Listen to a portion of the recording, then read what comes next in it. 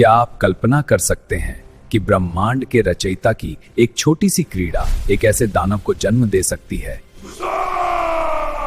एक ऐसा पुत्र जिसने प्रकाश को निगलने की कोशिश की और अंततः अपनी ही जननी पर कुदृष्टि डालकर अपने विनाश का मार्ग चुना। काशी के एकांत में जब महादेव ध्यान की गहराइयों में लीन थे, तब माता पार्वती ने एक कौतुक किया।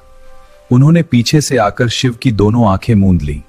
उस पल जो हुआ उसने नियति को हिलाकर रख दिया। सूर्य और चंद्रमा की ज्योति लुप्त हो गई।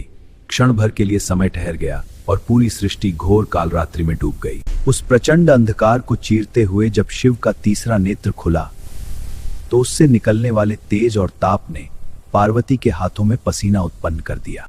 जन्म हुआ एक भयंकर, विकराल और अंधे बालक का।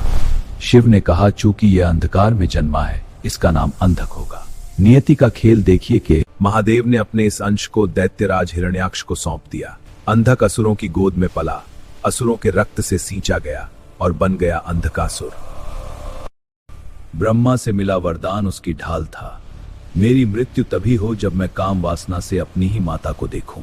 खुद को अजय मानकर उसने स्वर्ग जीत लिया था, लेकिन उसकी तृष्णा शांत नहीं हुई। अपनी ही उत्पत्ति के रहस्य से अनजान वह उसी शिखर पर जा पहुंचा जहां से वह आया था, कैलाश। जब उसने माता पार्वती को देखा तो वह भूल गया कि वह जिसे सुंदर स्त्री समझ रहा है वही उसका मूल है।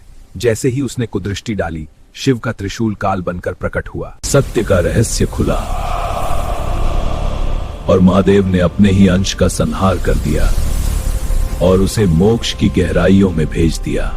अंधकासुर की यह कथा हमें सिखाती है कि जब इंसान अहंकार और वासना के अंधेपन में अपने ही मूल को चुनौती देने लगता है, तब उसका अंत निश्चित है। भले ही वह महादेव का अंश ही क्यों न हो।